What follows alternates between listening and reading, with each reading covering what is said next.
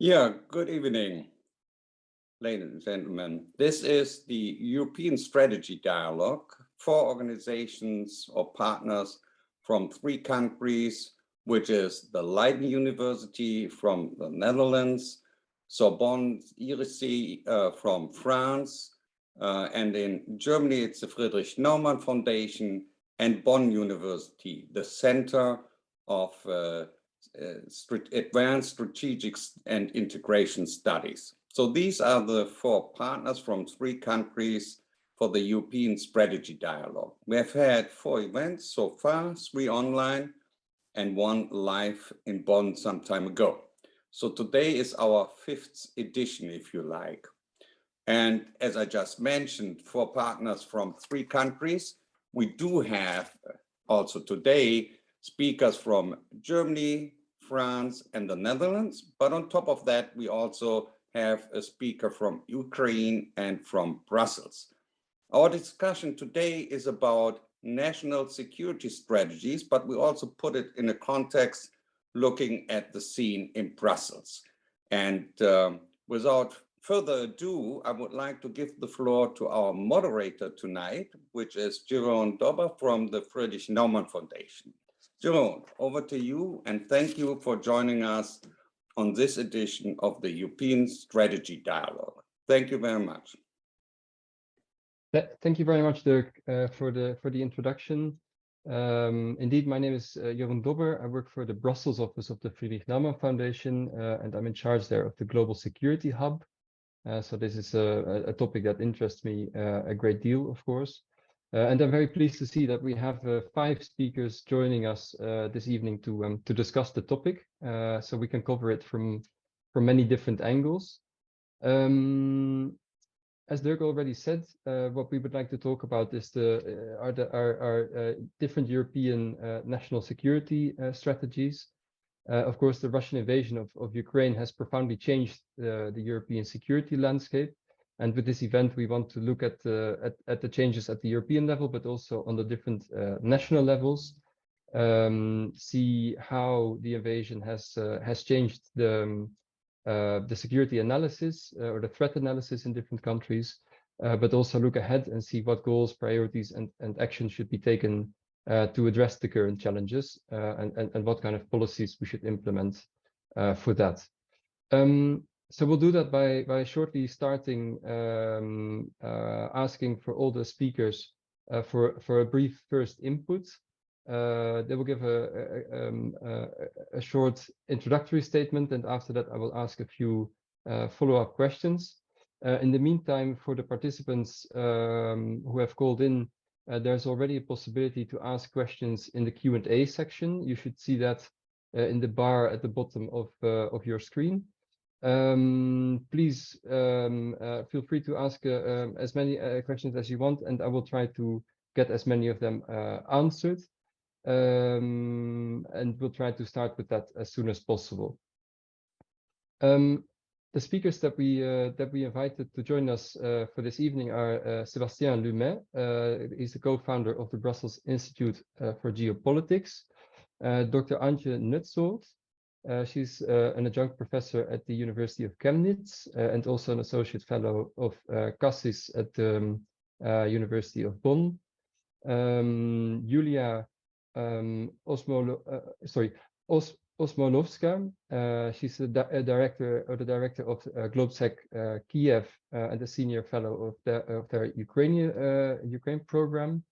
Then we have Dr. Trineke Palm. She's the director of the Research Institute of the ChristenUnie from the Netherlands, and also a lecturer at the Vrije Universiteit in Amsterdam.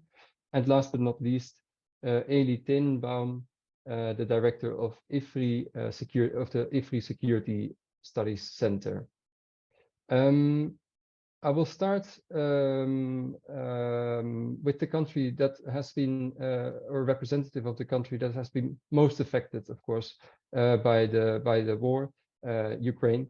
And to begin, I would like to ask Julia if she can give some first insights. Of course, we're all aware of the way that the war has affected your country, but could you tell us a bit more about how that is feeding into the national security strategy? and where you see things heading in the longer run. Lovely. Thank you very much. I'm really very pleased to join such a distinguished format and distinguished audience to give the view from Ukraine on the security structure in Europe and how this security structure had been challenged with the Russia invasion into Ukraine, and what should be done actually to improve and strengthen them. So you asked the question about national security strategy, and I should say here that for Ukrainians it had been pretty much clear since 2014 that the war has already started with Russia, and Russia was an aggressor country who occupied part of Ukrainian territory. So since that time, Ukrainian political leadership amended a couple of national security and military doctrines, labeling Russia as actually an aggressor country, adopting a lot of internal laws supporting this. So basically, before the February last year, we were pretty much prepared in terms of internal legislation as far as security threats are concerned, and what we should do with regard to our vision of our own security safeguards, if you wish, which is for us and still remains the membership in the NATO.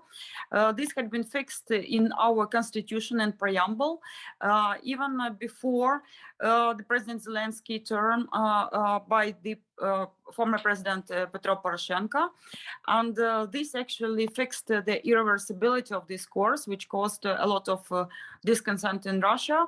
And later on, when President Zelensky became the president, there had been speculations whether Ukraine is going to come back to neutrality course or still retain this course on integration into NATO.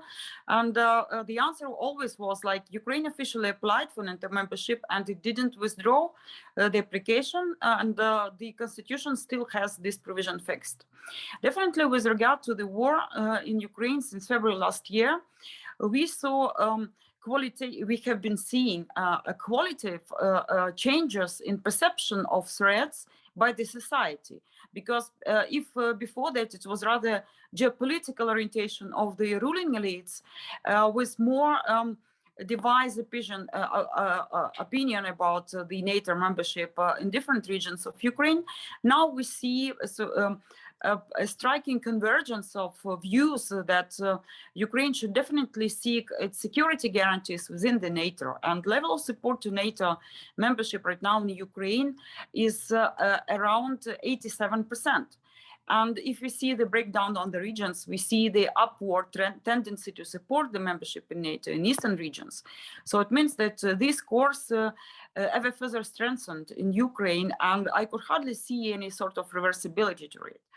However, if we consider some other security initiatives, I definitely have to say we'll be speaking a lot today about the national security strategies, but the countries who will be presenting them, their national security strategies firmly embedded in security provisions of EU, respective EU laws, and also NATO guarantees, especially as far as Article 5 is concerned. Ukraine here is so far left all alone, but definitely the situation shows that we need to consider something for Ukraine to belong to regional structures, or at least to have its security guarantees strengthened in the interim period before Ukraine actually got this membership in NATO.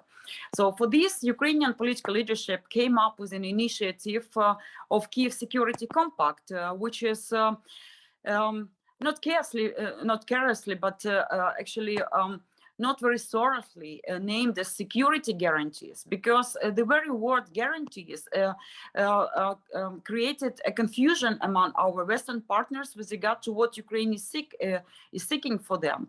And they eventually mixed this understanding with the Article 5 commitments. And therefore, at the very beginning, it was not very much support to these ideas that Ukraine put forward in Kiev Security Compact. However, if you consider the actually basic elements of this Kiev Security Compact, it is about the idea to fix what we already have with you, what the Western partners have already been providing Ukraine since February last year, which is military equipment to enhance security and defense capabilities of Ukraine, to extend its full right of Article 51 of United Nations Charter of Self-Defense. So then also support Ukraine financially to be sustainable and resource sustainable as far as its security and defense sector is concerned. And also we are asking to support and to weaken Russia with sanctions. So basically nothing very tragic or very serious about this security guarantees that Ukraine is currently seeking from our Western partners is in it. So definitely right now the focus of the government and the responsible expert community or NGOs and think tanks who are working on the second track diplomacy like we are is actually to share this knowledge and understanding what we do imply under these security guarantees and to have something fixed in the forthcoming NATO summit in Vilnius, where we would like to see some more definite commitments of our partners with regard to Ukraine belonging to security structures in the future. And definitely, if we're talking about NATO membership, definitely it would be very difficult for us to see the repercussion of the wording from the joint statement in Bucharest summit of 2008, when it was simply said that Ukraine and Georgia will become NATO members. Then the question comes when. And when the Secretary General Jens Stoltenberg suggests that, let's put it like phrase, Ukraine will become a NATO member once the war is over. So it definitely creates the incentive for Russia to make this war endless. So this is where I stop right now, and I'm open to Q&A session. Thank you.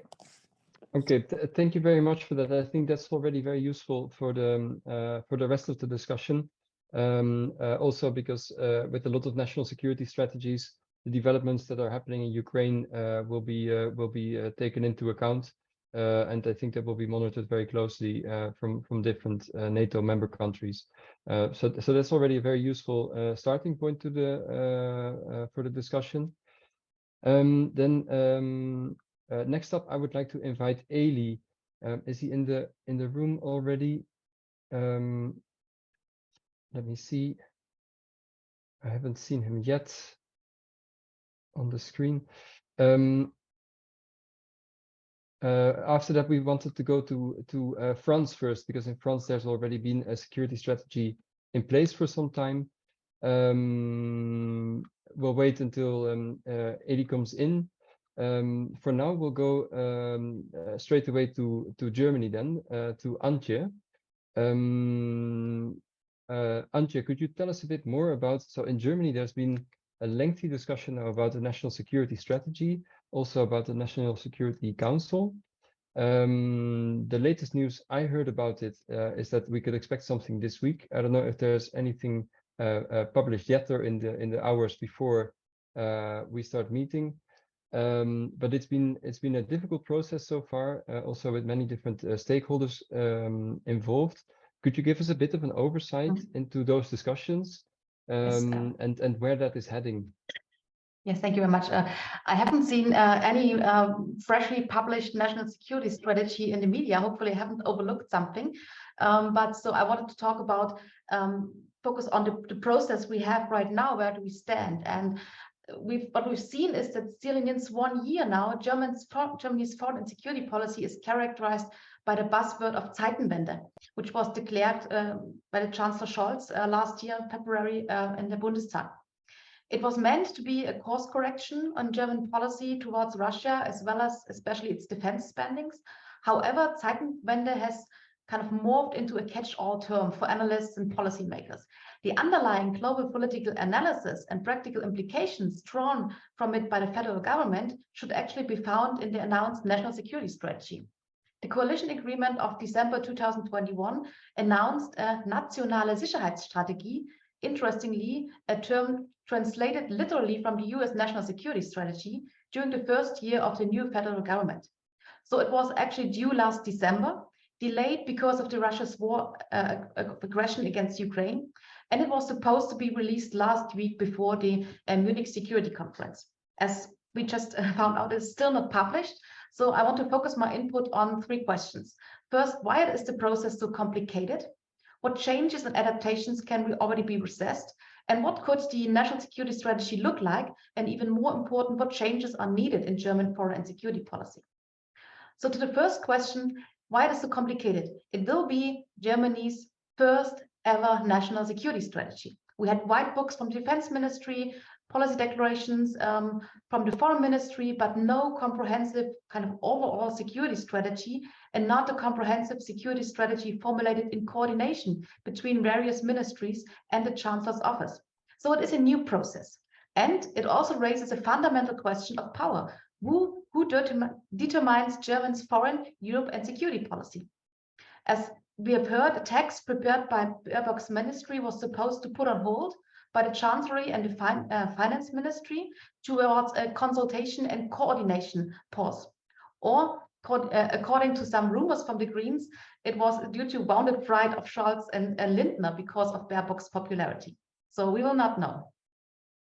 However, in the last year, we have already witnessed changes in some decade-old, well-established and also bipartisan principles of Germany's policy. We've seen that the change to trade approach with Russia was accepted as a failure. We have seen large-scale arms deliveries to Ukraine and thus to a war zone. We have the perception of strategic vulnerabilities due to excessive dependencies, meaning that the geopolitical strings of economic interdependencies, which have hit us particularly hard on gas imports, but are now also being considered for supply chains, strategic commodities, and also critical technologies. How can now a possible national security strategy look like? So first of all, we have to consider that according to the German constitution, the Chancellor determines the principles of government policy, the so-called Richtlinienkompetenz. When we look at an article Chancellor Scholz published in the Foreign Affairs issue from January and February 2023, he refers again to Zeitenwende as a tectonic shift. And Russia's war of aggression against Ukraine has put an end to an era. He is strong in its condemning Putin's aggression. And here I want to quote him: "The world now must not let Putin get this way. Russia's imperialism must be stopped." And what's interesting is he sees, and here I quote again, a crucial role for Germany at this moment to step up one of the main providers of security in Europe by investing in our military, strengthening the European defense industry, beefing up our military presence on NATO's eastern flank, and training and equipping Ukraine's armed force. Therefore, he sees that Germans are intended on becoming a guarantor of European security, that our allies expect us to be, and a bridge builder within the European Union. These are very high stakes. And he acknowledges that this new role will require a new strategic culture and a new mindset in German society. And the national security strategy should reflect on these facts. However, as we don't have the strategy yet, it is still unclear what this first national security strategy would exactly be.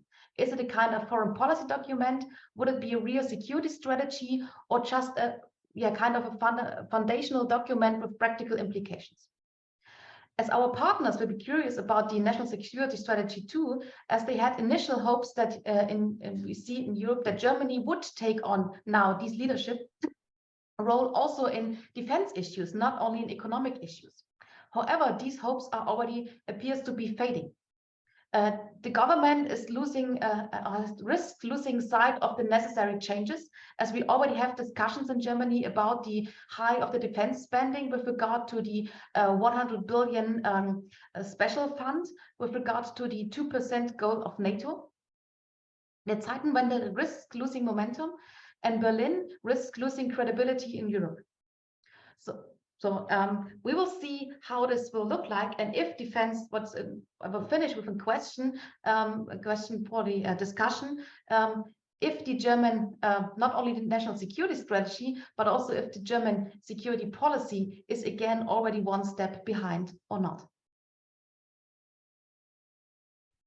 Thank you very much for that. I think we'll ask that question at the end. I think that's a very good question and a very good introduction to why this is such a complicated process. Thank you very much for that, Antje. In the meantime, Elie has entered as well. Thank you very much for joining.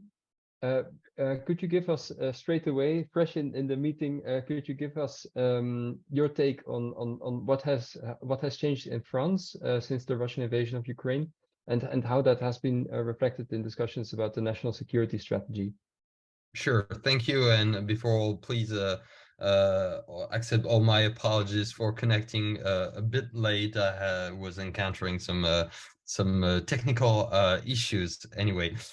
So as far as France is concerned, we obviously have a number of issues that have been tackled since February 24th. The key one is probably that with the re-election of President Macron for the second term, it was pretty clear that either a white paper or national strategic review was expected, the last one having been written in 2017 after his first election, and a lot of obviously had happened in between, and not the least being the Russian aggression over Ukraine, and a number of main I would say assessments and assumptions of the French foreign and national security policies had to be explicited at this point. The second aspect was that there was already a military planning law that was to be updated by the beginning of 2024, and so they needed obviously to explain the fundamentals of the strategy before actually starting to enact some budgetary planning for a 7-year period. So with that in mind, the president decided to launch a process for a national strategic review that was kind of a smaller in size and scope than the previous one, because there wasn't a public hearing, public process with not much connection with the civil society, including think tanks like IFRI. We weren't really, as much consulted as we hoped and expected to. It was said by the President Macron that he wanted to have something rather quick and do it internally, and he came up on November 8th with the National Strategic Review. In this National Strategic Review, I think that I would just have like 3 points. One is the threat assessment, the second would be the partners assessment, and the third would be the sort of French national conclusions that they take of these first two assessments. The threat assessment has clearly evolved. It doesn't say that they have radically changed since 2017. As a matter of fact, National Strategic Review from 2017 was already identifying sort of a turning point in the international relations with the greater importance of the peer competition between what they call strategic competition between great powers, especially Russia, China on one side, and Western, and especially the United States on the other. But at the time in 2017, it was put on an equal footing, maybe even a bit lesser footing than the struggle against global terrorism, which was still very much present. Here, when you read the National Strategic Review of 2022, it's pretty clear that great power competition is now the main threat for France and Russia at the top of the list. And it's clear that even if global terrorism is still mentioned, it receded to a much lesser place in importance. And of course, it matters because at the time of the writing, at the time of the publishing, President Macron also announced the end of Operation Barkhane in Mali, and more importance given to the eastern flank of the alliance in the same time. So threat assessment clearly oriented towards great power competition, and Russia especially actually much more clearly depicted as a threat than it used to be in the previous edition, whether it's the white paper of 2013 or even the review, the National Security Review of 2017. The language about Russia is pretty clear. It's identified as a threat to the global order, to European security, to France. It's Russian aggression. It's unprovoked aggression on Ukraine is clearly obviously condemned, and it's considered as a long-term challenge, not only in the field of conventional military threats, but also in the nuclear dimension, also in the hybrid dimension, what they call the influence dimension. China is also identified and it's named, and there are a couple of paragraphs about China. The language is a bit more subtle about China, and basically I would say that it really fits the NATO strategic concept here. Russia as a threat, China as a challenge. You can really feel some consistency in the French document with the NATO strategic concept. This is for the threat assessment. I think it's important, especially as there has been some, of course, the discussion about the President Macron's actual understanding of Russia as a potential dialogue, for the potential for dialogue, or is it only a threat? I think it's important to separate what may have been said by the president and what may still be said from time to time by the president, and what is in the national strategic review. As far as the partners are concerned, you see again a sort of slowly adapting, changing landscape.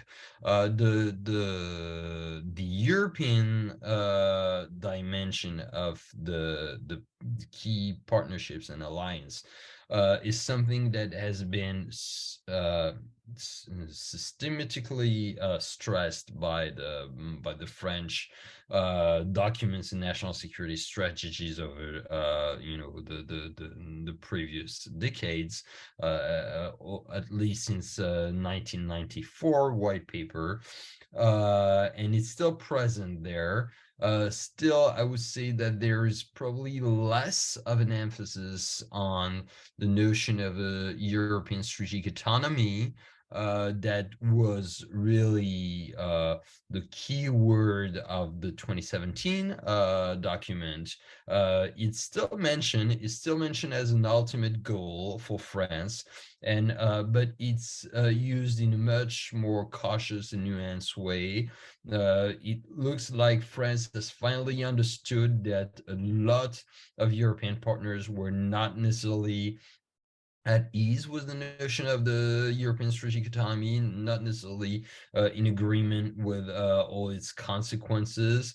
It does take up the notion of European sovereignty much more, in accordance with the European Commission and probably with the German notion, which gives more of an economic and technological dimension, possibly energy dimension to it, rather than a strictly military dimension to it. But Europe is still the reference framework but in a more sort of ad hoc way, not necessarily the European Union only, and much more nuanced in a way that they understand that what the France is hoping for Europe and aiming for Europe, they need to convince. They have this word that France needs to be more convincing in sustaining the view of European security. The second partner assessment, important, of course, is the Northern Atlantic Alliance. Here again, they had been a lot over the bridges, under the bridges between 2017 and 2022, especially the brain dead controversy, and he had to sort of make amend of this. And in the document, it's clearly mentioned that the NATO is an unavoidable partner, is the main framework for the defense of Europe and the Euro-Atlantic area.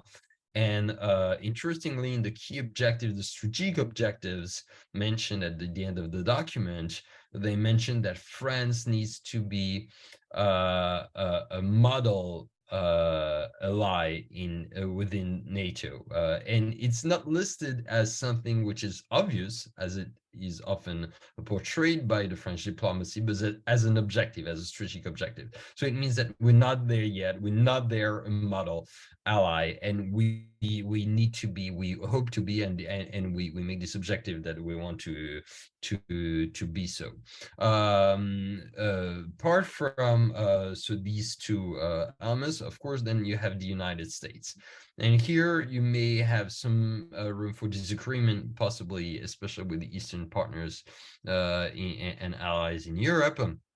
Which is that in the document, it's clearly said that France remains convinced of the importance of the pivot to Asia, decided by the United States, that they really mean business about it, that they're really serious about it, and that the Europeans need to take that into account. And this is a way sort of to circle back to the European strategic autonomy, but in a way to say, okay, we need to look straight at the, and in a way that the document is consistent with the US national security strategy, which expects of more of this pivot. Finally, for the partners, you also have a mention of a number of other strategic partnerships, more global.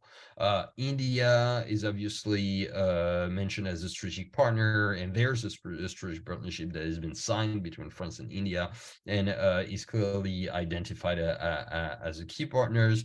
But there are others that not necessarily mentioned per se, but there's this idea that France needs to review, renew, maybe transform the way it has the partnerships with at the global level in a bilateral way with African countries, especially with the Gulf of Guinea coastline states. And there's not much about Africa in the document, but you can tell that there's an agenda there. The Middle East, obviously, and the wider Indo-Pacific region are places where France is reaching out for bilateral strategic partnership and possibly expecting to be sort of the spearhead of a European dimension in these areas. Here we sort of circle back always with this problematic notion that France could speak in the name of Europe, and I think that the document fails to avoid this trap, at least to the respect of the global partnership. Finally, I'm being too long, but just to give you an idea about the national consequences for all that, it's nothing really tremendously new.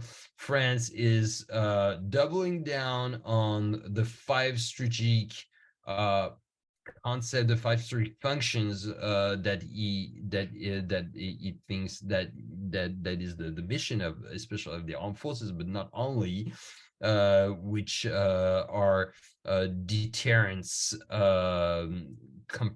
understanding, and anticipation, prevention, protection, intervention, and it adds a sixth notion, a sixth concept, which is influence. So this is probably the only thing really new. It really doubles down on deterrence. This is a really nuclear deterrence oriented document. You can feel in many paragraphs that it really says that France is a nuclear power, has a lot to bring in terms of its nuclear deterrence capability, in terms of understanding the world in a nuclear deterrence concept, and it really needs to invest and to make it sustainable. There's also, of course, this wording about the European dimension of the nuclear deterrence. We may have the time to touch upon it later. And for the rest, the conventional aspects is quite clear. Intelligence, understanding, situational awareness, this kind of stuff is really important. And the cyber influence, non-kinetic dimension, information operation is really something that is stressed also as a key investment for the future. And it turns out that it's also a lot of resources in the military programming law that should go to the cyber, to the special operations forces in the hybrid threat context, and also to the influence operation or information operation. Sorry for being a bit long, but you have a rough idea of what's in the document and what are the key aspects of France's national security strategy right now. Thank you so much, Elie. That was a very comprehensive overview, and I think you flagged a lot of issues already that we can discuss later on. NATO strategic concept, the EU strategic compass, and also I liked very much this order of the partnerships that you mentioned. I'll bring that up with the other participants in a minute to see how that would look in their countries or environments. But before doing so, I would like to turn to Trineke Palm from the Research Institute of the ChristenUnie in the Netherlands. Trineke, could you give us also a broad overview of the way that that Russia's war on Ukraine has changed the assessment in the Netherlands? What have been like the kind of developments as of late, and how is this reflected in the Dutch national security strategy? Thank you, Jeroen. Yeah, and thanks for the invitation. Last year, I still worked at the Dutch Defense Academy, teaching a course on Dutch defense policy. And I recall vividly that the day before the invasion, I went to a NATO event on strategic partners with our officer cadets.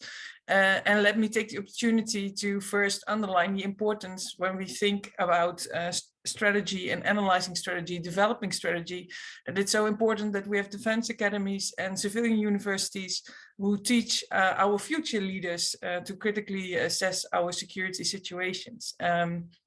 But what about today's Dutch descent grand strategy or strategic thinking since the large-scale invasion of Russia into Ukraine? Well, first of all, there definitely has been a financial effect. There has been a structural increase of 30% of the defense budget. So that's before that it would not have been even, I think, comprehensible to think about it.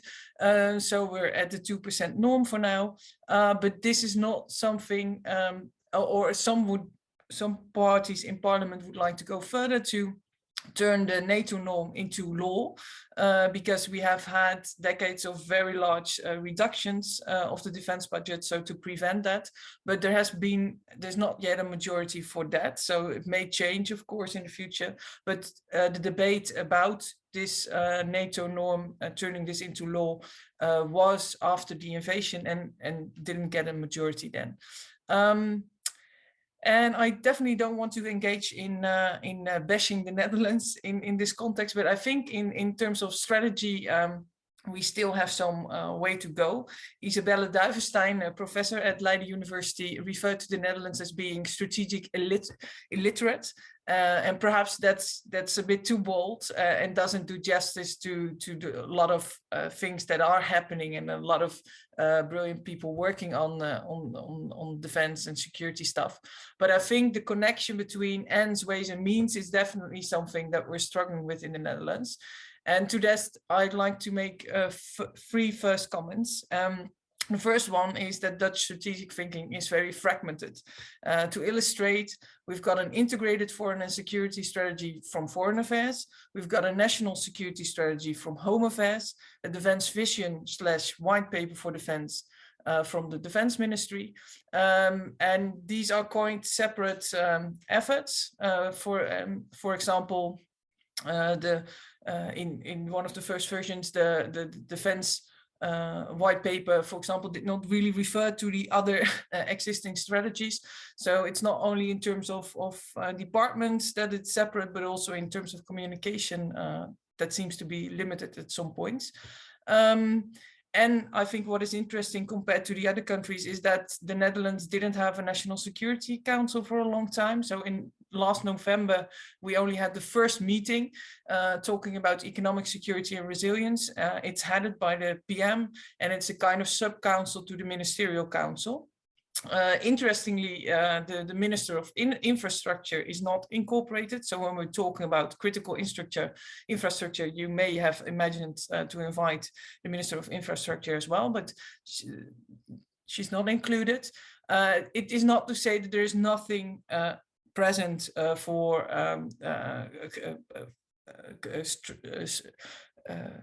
working together. For example, with MH17, there was a National Crisis Center, but the National Security Council now has to be a bit more political. So this was the first point. The second one I'd like to make is that focusing particularly on this white paper for defense, because this security strategy is not, will be coming in the coming weeks. It's set the first quarter of 23, so I can't say much about that. But this white paper for defense is the last one we in June from last year. And it was quite quickly reviewed by some academics. They were also asked to do that, and their report was also used in a parliamentary debate. So it also shows the importance of expertise being available for members of parliament. And these were Isabelle Duivenstein, Jaap de Wilde, and Niels van Willigen, and they were quite critical. And there are a few elements that I also recognized when analyzing the strategy myself, the defense white paper, and then that is that it focuses far too much on means. So it seems that we do see a kind of bureaucratic politics in our strategy thinking. So there's perhaps a battle between armed forces, like should we get tanks, should we get submarines, should we get more fighter jets, and that's a bit of the picture around, instead of starting with the bigger picture, like what is the security situation here. I must also admit that in the first weeks of the war last year, I also noticed that for some of my military colleagues, they started to think from their branches first, like we need more tanks, we need more fighter jets. This is a war about to underline the importance of the means, and I think that's the wrong way around. And the last point I'd like to make as a start is the discursive change towards Europe. The subtitle of this defense white paper is investing in a powerful NATO and EU. And while for the Netherlands, the reference to NATO is not so surprising. I mean, it's our cornerstone, and it's continuously referred to as cornerstone. But the fact that the EU is now mentioned almost in the same sentence and in the same subheading is definitely a change. There is perhaps not also partly a positive acknowledgement, but at least an acknowledgement that the EU starts to matter, especially when it's about standardization, the development of equipment, And the Netherlands has the self-perception of being the bridge between the EU and NATO, perhaps trying to replace the UK a bit. And the PESCO project, military mobility, is kind of the flagship in this regard, because the Netherlands were able to get the Americans, Norwegians and British included. But that's of course a project, and that's not a strategy. So I think what would be interested and necessary is for the Netherlands then to develop this further and to also show what it means if our defense strategy is about investing in a powerful NATO and EU. What does it mean in terms of, for example, specialization, and what does it mean for our defense industry? I'd like to leave it at this for now. Thank you. Thank you very much, Tineke. That was very useful, and thank you also for mentioning that last point on the EU, because that's a nice bridge to our next speaker, Sébastien. Could you tell us a little bit more about how these changes were received in Brussels and at the European level, and how they've also been reflected in the different documents that came about? Last year there was the EU Strategic Compass and NATO strategic new strategic concept. Could you tell us a bit more about how these discussions went, what things have changed, and what went into those documents? Yes, sure. Thanks a lot for all of those national perspectives. It's really insightful, and I think it's even more relevant to then bring the kind of Brussels perspective, and I mean Brussels in the large sense of the term, meaning NATO and the EU. I think quite clearly governments throughout Europe are now faced with the critical question of high intensity warfare and deterrence, which means for a lot of them that they have now to rethink their militaries after decades of peace dividends in many countries where, in a way, collective defense was considered as a remote, unlikely risk. And even after Russia's annexion of Crimea in 2014, European governments began to raise military spending, but they did so only very progressively. But now collective defense is back as the main strategic challenge facing Europe's strategic security architecture. And historically, I think the European Union's security and defense policy is not made for this. It has always been oriented towards low-intensity crisis management or civilian operations outside of Europe, rather than military operations on the continent. So that's one major historical shift for the EU, and we'll get back to this in a moment. Now, at the same time, we also see a strategic pendulum shift in NATO's approach. During the post-Cold War era, it had moved away from the territorial defense of Europe to focus more on out-of-area crisis management operations. Afghanistan is a good example of that. In 2014, it started to shift back towards collective defense, and now, quite clearly, it's expressly taking precedence at the political and strategic level. And Secretary General Stoltenberg calls this a reset, and I think that this reset makes a lot of sense for NATO, because it's basically a return to its original raison d'être in a way. But it's much more difficult to navigate for the EU CSDP, because as just mentioned, the CSDP was launched in a post-Cold War era dominated by crisis management, humanitarian missions, peacekeeping and peacemaking operations, the so-called Petersberg tasks.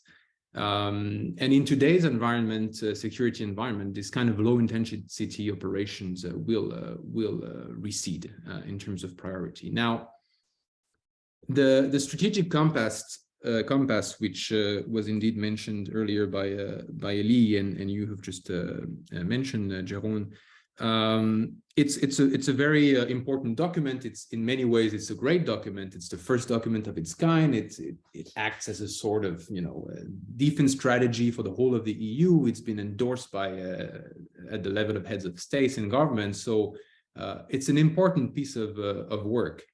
But I think it does not fully carry out this necessary strategic aggiornamento that we're talking about on collective defense, because it still favors an approach centered on technical criteria, but not enough on a strategic context. Of course, the document recognizes that the EU's security environment has become more hostile, and that therefore its member states need to increase their capacity and willingness to act. But most of the concrete measures flowing from the document remain rooted in the crisis management paradigm. And I think, of course, this is also explained by the fact that the EU has a limited role to play in the military field. But still, I think it should better acknowledge that deterrence and collective territorial defense should now gain priority. Now, once we have said that this should be kind of the general philosophy, it's important to make specific strategic distinctions. NATO will remain absolutely the main operational military force. Its membership security guarantees are absolutely unparalleled, especially when it comes to the core business of deterrence and defense. And of course, Finland and Sweden's decision to seek membership, but also just the mere fact that most, if not all EU members join NATO first, are good illustrations of this core operational capacity of NATO.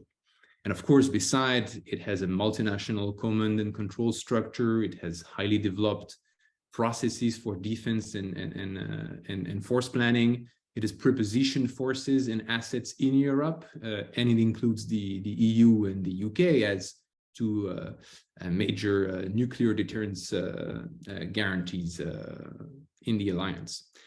But that doesn't mean that the EU shouldn't play a role in collective defense. And I actually think that the EU should play that role in deterrence and collective defense, because otherwise, at least on security and defense, it risks falling into a kind of strategic irrelevance.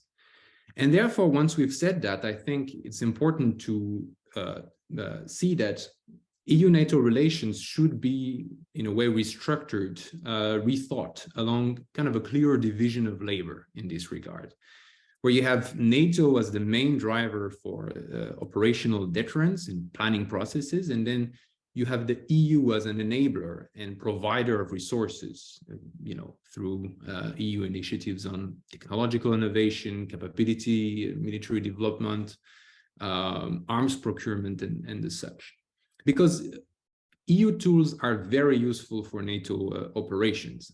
PESCO, the European Defence Fund, the European Peace Facility, DERPA, all of those can boost European industrial and technological innovation or the development of military capacities, which can then feed into NATO's operational capabilities.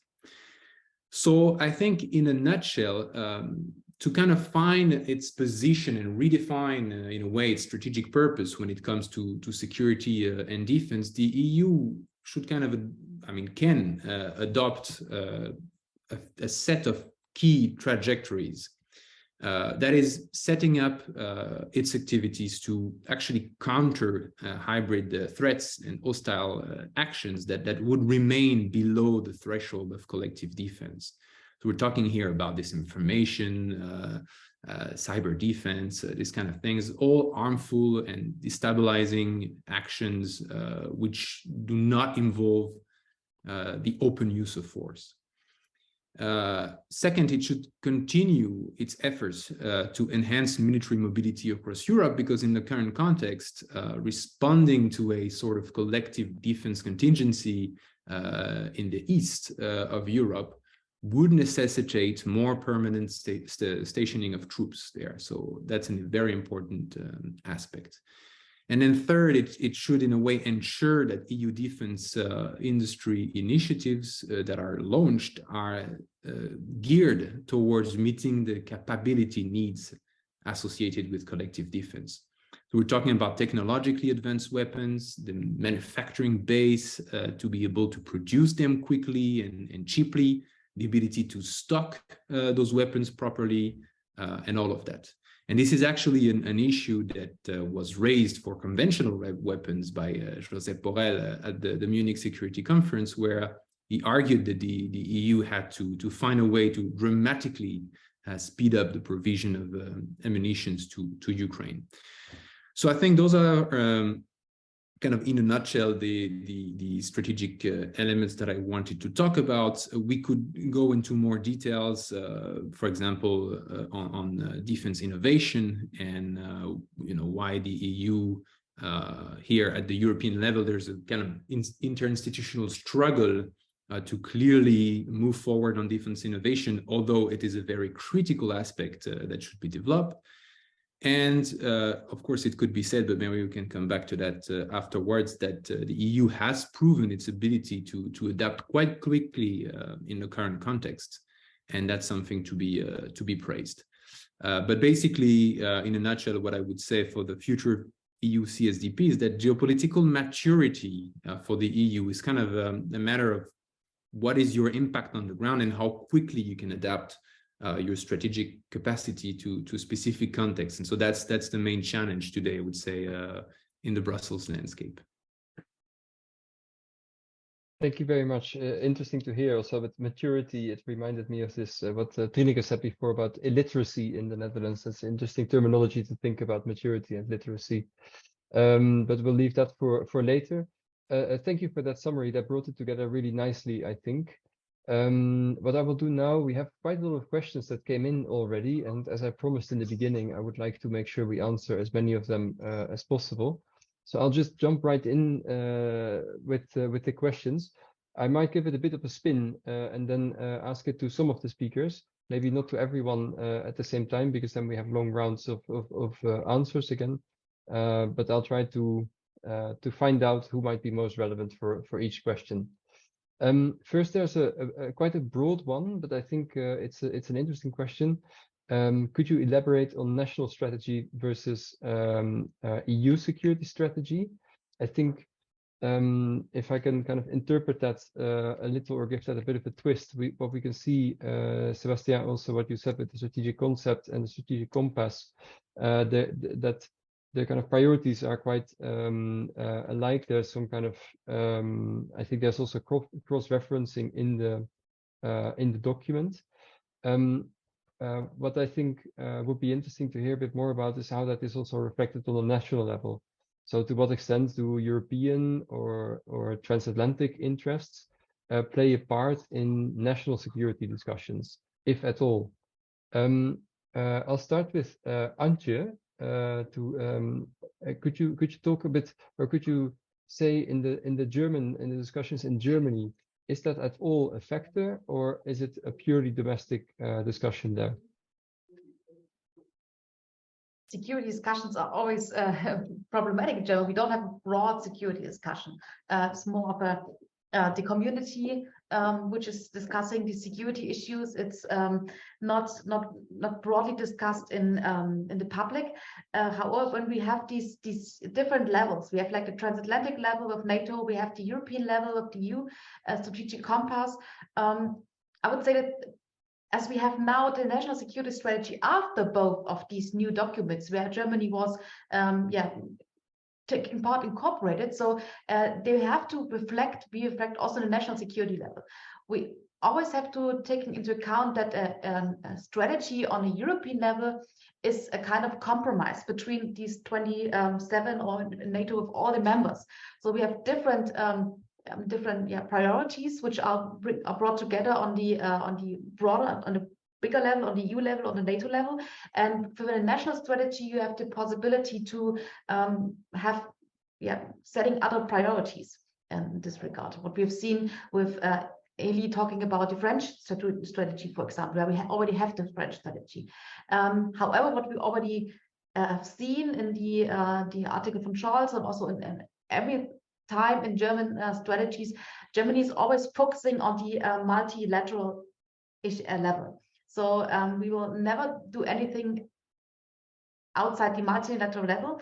We are still wanting to finding multilateral solutions, being part of these multilateral organizations. And I would think that this would also be a very important aspect in the new security strategy of Germany. So that's nothing. I talked about changes in the principles of German policy. I think that's a principle that will not be changed. That will be constant and will be the same. We want to find solutions in these, from our side, very important foreign and security institutions like the European Union and NATO.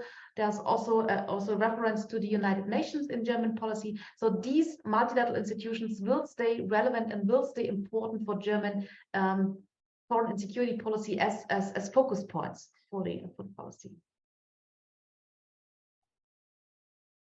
Thank you very much for that.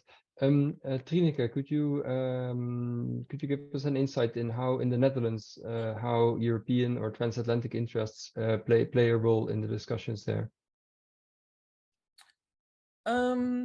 Well, I think at as I also mentioned in my introduction, that at the discursive level, it's quite present, but in the translation to, well, if we, for example, we talk about task specialization within the context of NATO and the EU, so that we really kind of contribute to what is needed. But you do see when there is a debate about the defense industry, there is immediately this cleavage between those who want to make this a European question and those who want to take it more nationally.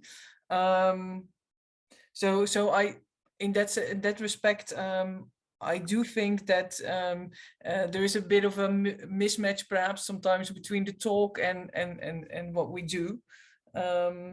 I do think that in terms of perhaps the in the exam more bottom up in terms of the Netherlands, I didn't refer to that earlier, but perhaps I could do so now, that the Netherlands has some well, the cooperation with Germany is very advanced at the army, in the army, and also with Belgium in terms of the Air Force. So these are examples, I think, where by cooperating at the practical level very closely, at some point a kind of common outlook and taking into account each other's interests also follows. But that's then the other way around. So from practical experiences, we could perhaps develop a common strategy at some point. Yeah. Thanks for that, Trineke. I have a quick follow-up question also to Julia, and that follows what Elise said about the different partners that are prioritized in the, or this kind of prioritization of the partners in the French security strategy, or the strategic review, where he said that for France, that is the EU, NATO, and the US. How would that look like? I don't know if that is at all mentioned in the Ukrainian national security strategy, but how would that look like at the moment from a Ukrainian point of view? What are, if you would have to make kind of like a prioritization of the partners, what from a Ukrainian point of view, what would that look like? Yeah, thank you very much. Definitely worth to clarify it, because I haven't mentioned the detailed explanation of what is in our national security concept and national foreign policy strategy. And to a very much extent, they have the same order or the same prioritization of countries, unlike what the colleague from Netherlands said, that each agency defines its own priorities, and sometimes the strategies are not very much matching. So again, no so much changes since 2014. So definitely the priority, and it's fixed because it's fixed in constitution, it is about EU and NATO, and then individual countries that are the members of either of these formations are mentioned. First and foremost is US, and definitely we see that in these war times, the US is obviously taking the lead in military and security assistance to Ukraine. Then it is UK, Poland, Baltic states, France, Germany, all the other countries in Europe and NATO. What is important about them is I would say that it is not formally fixed in our new conceptual documents, but this is something that organically emerges now. As I mentioned, this Kiev Security Compact, it is supposed to be a composition of bilateral agreements with different countries who support Ukraine in war. Again, I need to underline, not militarily in terms of sending the troops to Ukraine. So this is the main distinction with the Article 5 of NATO. So it's not the commitment for you to send your manpower, but this is about to help Ukraine with other means.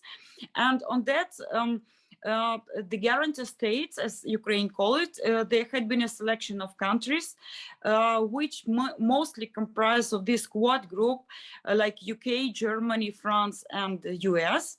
So we definitely put big emphasis on discussing with them the possibility of having these bilateral arrangements now.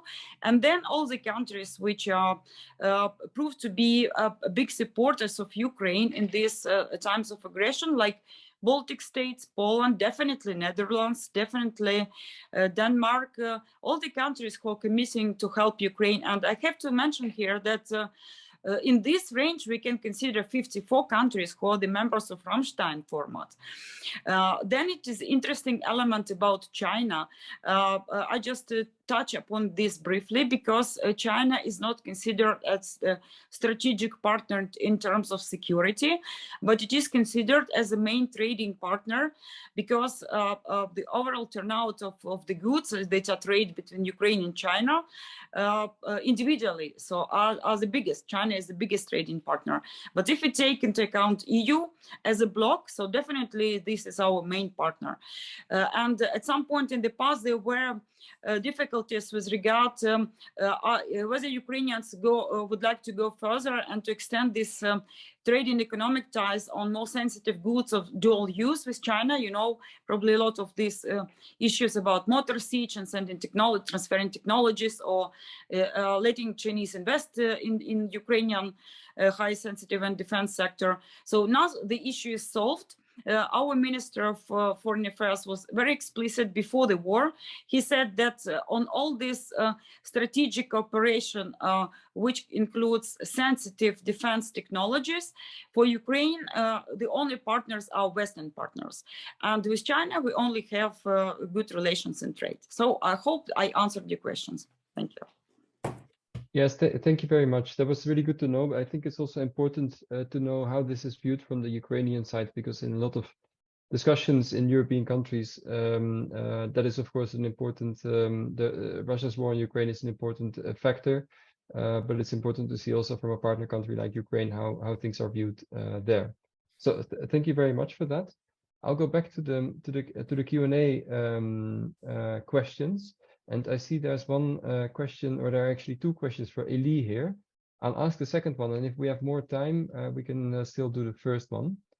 The second one is, in his speech in Munich, President Macron again offered a European dialogue on nuclear deterrence that you mentioned, and he mentioned the notion of a European dimension of the French nuclear deterrent. What are the French expectations of such a dialogue, and do you think there's indeed a readiness to make the French nuclear capabilities available to a broader European approach? Okay, great question. Quite the question, yeah.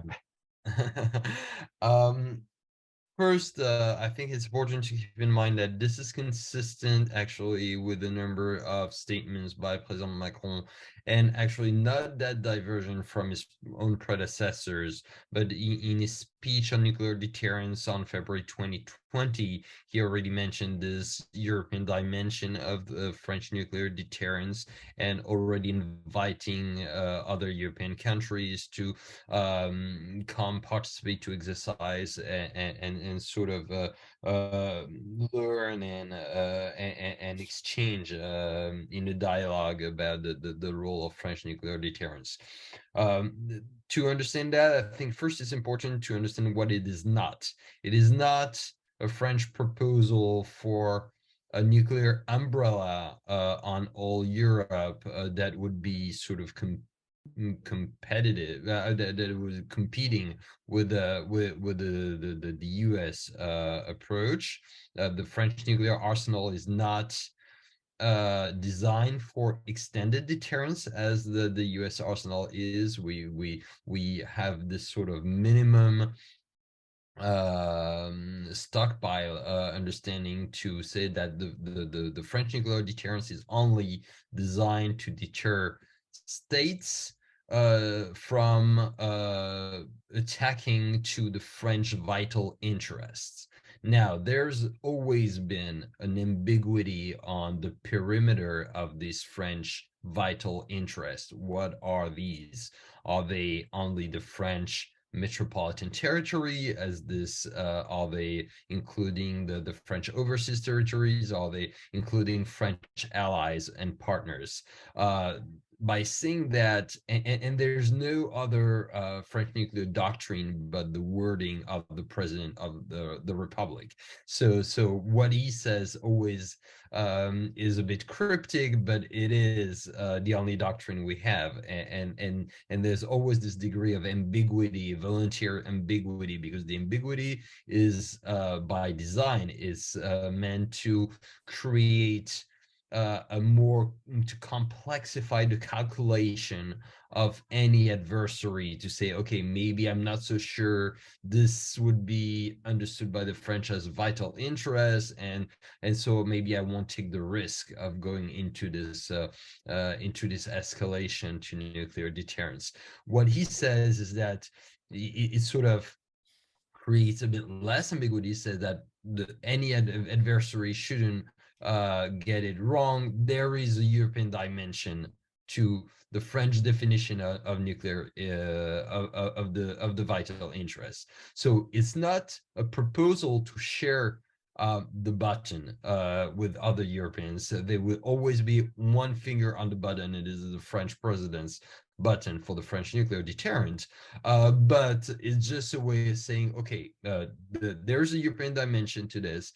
If European partners want to discuss this in public or in private, more probably in private, and want to better understand the size and scope of our nuclear deterrence, they want to understand on part of a nuclear culture, they are most welcome. And for the French, objective is probably to sort of better convince the European partners that the French nuclear deterrent is not as a duplicate, a sort of an awkward duplication of the US nuclear deterrent, extended deterrent policy. For the France is meant as a complementary, as something that would just add more complexity to any adversary's calculation, and this is just an attempt, I think, to give a better name to the French nuclear deterrent to the eyes of the European partners. By saying that, I personally think that it would be more useful for France, for instance, to join the nuclear planning group within NATO to explain that. It would be the right forum to do that. It still remains sort of a political taboo in France to do that. So the way that President Macron decided to do that is to sort of have this a bit ambiguous and cryptic statement. But I hope I sort of made it a bit more clear now. Yeah. Thanks a lot. And that part, what you mentioned about increasing the complexity, I think that's a very important point. In terms of deterrence, that's something we can maybe discuss a little bit later on as well. Next up, speaking about NATO, there's one question about NATO that I'd like to ask Sébastien. This is someone who asked that a NATO general is rumored to once have said that the purpose of NATO was to keep the Soviet Union out, the Americans in, and the Germans down. I think I've heard that before. I think it was Lord Ismay, and I think there's an emphasis on rumored. I'm not 100% sure, but still an interesting statement. And when we talk about the NATO reset that you mentioned, does that imply a comeback to this presumed NATO's original purpose? That's the question. And if I may add, if not, what parts of that statement would you still think are true for that new purpose that NATO is trying to seek? Yeah, okay, so interesting question. I mean, I think I also read this sentence recently in the excellent book wrote by Miss Sarot, Not 1 Inch, which I highly recommend to anybody interested in NATO affairs. She's a far better expert on NATO than I am, so that's that's one point. I think, as I said, for sure, what's clear is that, as I said earlier, the reset strategy makes sense because it's coherent with NATO's original raison d'être, and so I think that's therefore the shift that's currently occurring is one that is coherent with NATO's original mindset. And we can see that in the update of the strategic concept. So that's, again, there will be a lot of things to say about this document, the fact that it stays, it prioritizes Russia as a threat. China is mentioned for the first time, but it's mentioned in cautious terms as well. And so, you know, there are many aspects to the development on that side. But what's clear in this overall direction is that NATO allies reprioritize collective defense and a deterrence and defense agenda. And so the era where we talked earlier of crisis management is over. That's pretty clear. That's pretty clearly stated, I think. And of course, the new concept maintains the 3 core tasks of NATO, you know, deterrence and defense, crisis management, and cooperative security, as they were defined already in 2010. But these are kind of now subordinated as complementary to ensure the collective defense and security of all allies. So here in this wording, we really see that this really takes precedence and gains priority. And to draw a parallel with the strategic compass, the EU strategic compass, this document, it does not say explicitly that collective defense will be the focal point around which the European defense policy will be oriented. And so therefore, in this regard, I think NATO is more explicit on that point. And that's an important development. And now, as far as NATO generally is concerned, you could see a sort of NATO reverting back to its original mindset, but there are also other challenges, which either Chinese assertiveness, but also challenges associated with resourcing deterrence in the Indo-Pacific, and Europe simultaneously, in a way, preparing for 2 high-intensity conflict scenarios, which pose new threats for NATO, which are quite different from its original approach. I would say that there's some of that which was asked in the question. There's some of a return to that, but there are also now new challenges which are to be taken into account and which pose a lot of different problems than before. Yeah, thank you very much, Sébastien. Coming from one of the countries concerned, Antje, would you have anything to add to that? Yeah, thank you very much. I would say most parts of this code are still very relevant. So as we've seen for all the NATO members since 1 year now, it is still keeping the Soviets out. But it's something that was quite relevant for all the Eastern European NATO members since they became member of the NATO. So they have always addressed this issue, and also in the strategic concept debates before the last one, they already emphasized that we have to think about and look at Russia and possible Russian aggression. keep the Americans in. I think it's also very relevant. We see this now in the conflict, in the war in Ukraine. America is very engaged in Europe and engaged for European security, but we should not take this for granted. We have seen the pivot to Asia since the Obama administration, and when you look at the strategic, as we talk about strategic documents, and look at the national security strategy, the last one from Biden, and we see that they look at China. China is the most relevant security issue for the United States, even before Russia. In the last strategic document from, I think it was October last year. So the United States will, in the future, in the near future, look towards Asia more and more. So and the Europeans have to be have to care for their own security behind in their background. So and that's where I would see a major change, and that's meaning keeping the Germans down. It's not any longer about keeping the Germans down. We and many of our European partners want to see a more active role from Germany in defending European security. Something that what I've mentioned in my input, Scholz is now stating, at least in his rhetoric. We will see if we can fulfill this role with already the discussions about less defense spending. We need even more money to have a capability and all the things we need to fulfill this role that we have now, at least now want to come from ourselves. So I would say, besides this challenge that we already mentioned coming from outside to NATO, we see a huge challenge within NATO for the European strategic to strengthen the European arm of NATO. And that's also part of these discussions about European autonomy and also strategic autonomy, how even the German new coalition called it in its coalition agreement that we have to fight.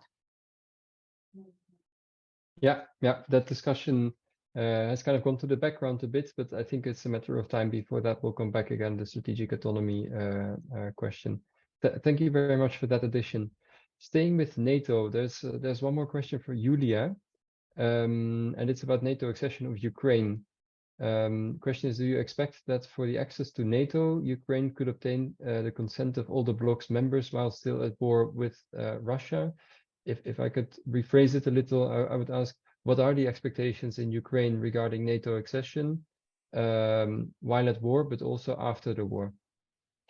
Yes, I think I've tried to actually answer this in my introduction. Probably was not very clear, so I will make a distinction now that we therefore talking now about the security arrangements, bilateral security arrangements, which could come into this Kiev Security Compact as an interim step before Ukraine officially becomes a member of NATO.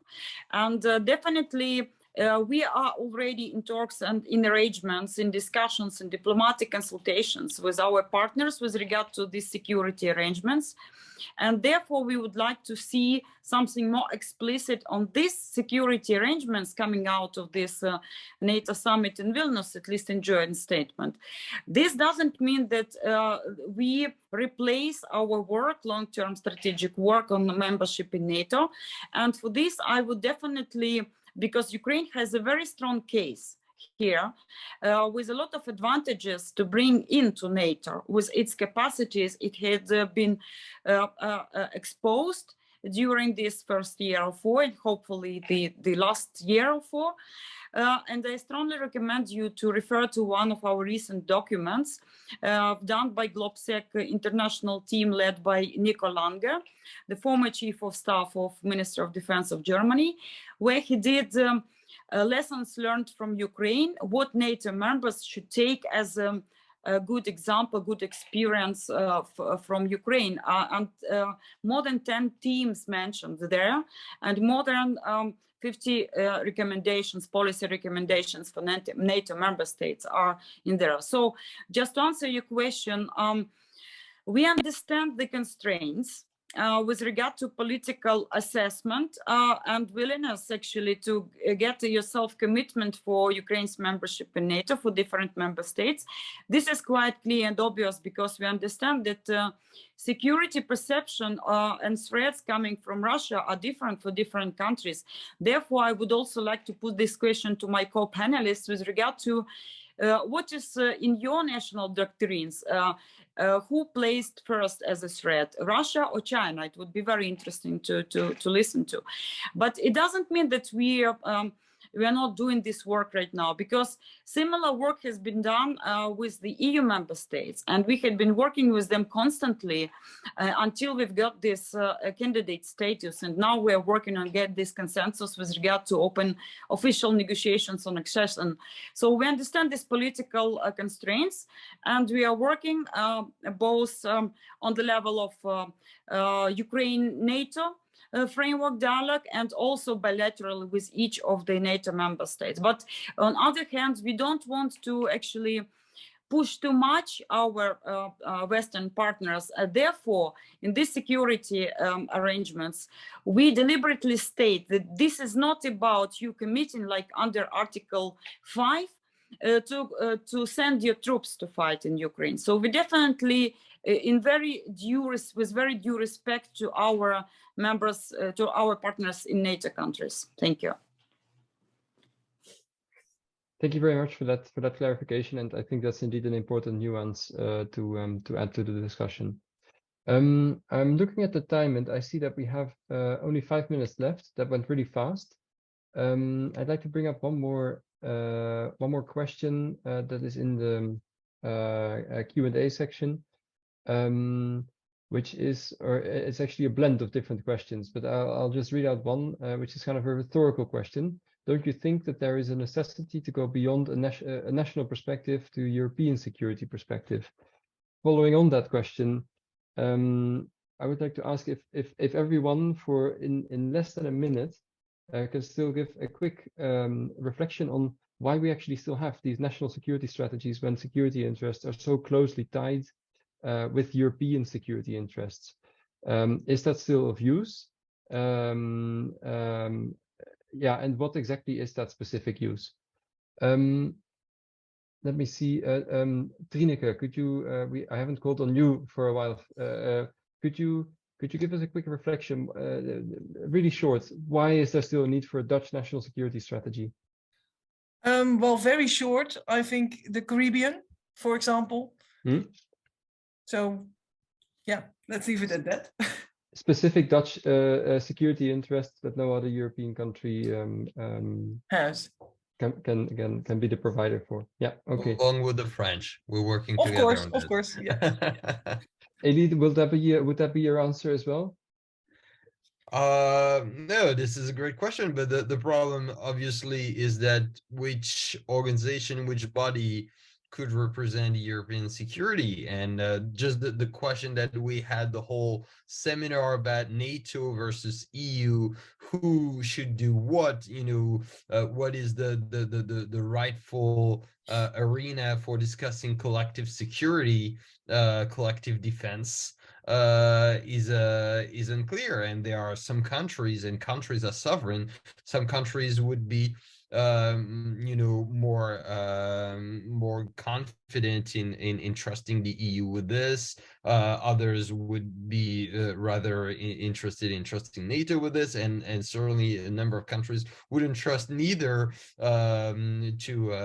just to inform their own security strategy. So again, I would applause to any transnational or supranational kind of security strategy, but we're not there yet. Defense apparatus and security apparatus are still national prerogatives. And as far as we remain in that, purely transnational vision would probably not commit anyone in terms of operational capability and deployment. So that would be my take. Okay, thank you so much for that. Antje, any comments on that question?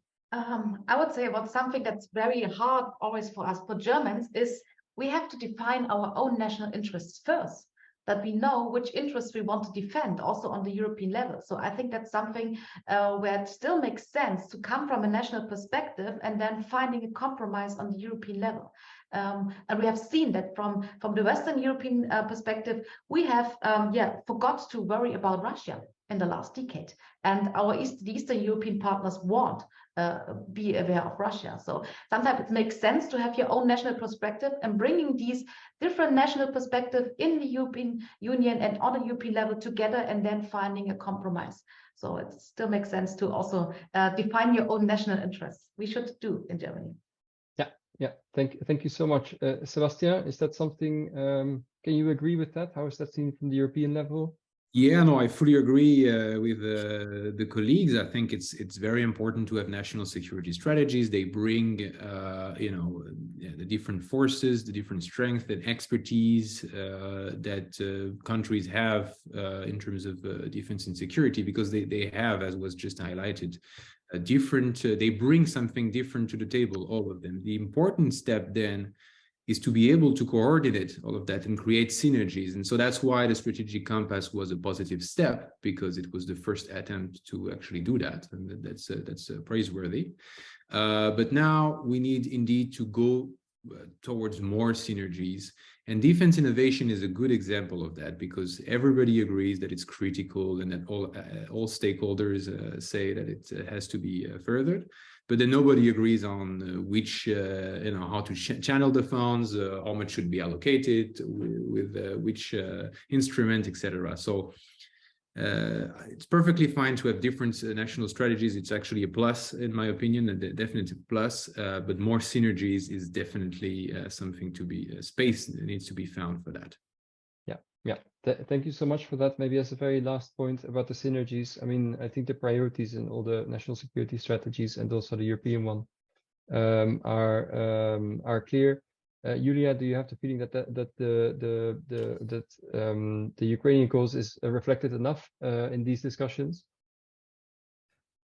Yeah, sure, but I also want to have my contribution to this discussion on national strategies, on general strategies. It's obvious that foreign policy hasn't got qualified majority voting principle right now, because it still requires unanimity because of these differences in national priorities, in perception of security threats. So definitely, I think that this could be used like bricks to combine the whole structure, Sébastien perfectly said, and to coordinate it, but definitely there should be unique individuality of each of member states participating in these common security structures. And Ukraine is ready to contribute to it. Excellent. That's great to hear. I think that's a nice closing note. Thank you very much to all the speakers. I think that was a fascinating discussion. I think we could have gone on for much longer, but unfortunately we have to stop. Thank you to all the participants, and thank you for the questions that you asked. I thought those were very good as well. Then I'd like to also thank the partners who were involved in this, the University of Bonn, University of Leiden, Syriza, based at the Sorbonne University. Thank you very much for this cooperation. And we hope to see you all at the next session of the European Strategic Dialogue. It was a pleasure to have you here. Thank you so much and have a nice evening. Thank you. Bye-bye.